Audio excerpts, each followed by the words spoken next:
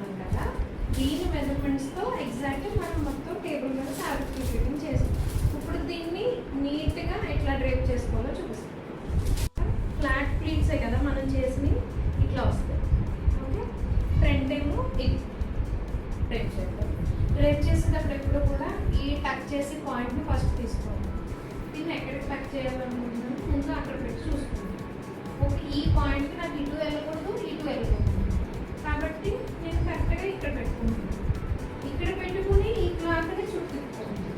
మీరైనా అంతే, ఫస్ట్ ఆ పాయింట్ పెట్టేసుకొని ఈ క్లాత్ని తీసుకోవాలి. ఇప్పుడు ఇది ఇక్కడ, ఇది నాకు పాయింట్ తెలిసిపోతుంది నేను ఎక్కడ టచ్ చేయాలని, అంతే కదా. దీన్ని తీస్తాను, దీన్ని కట్ చేస్తాను, అప్పుడు కరెక్ట్గా నాకు చుట్టూ తిరిగి ఇది కరెక్ట్ పాయింట్ వస్తుంది.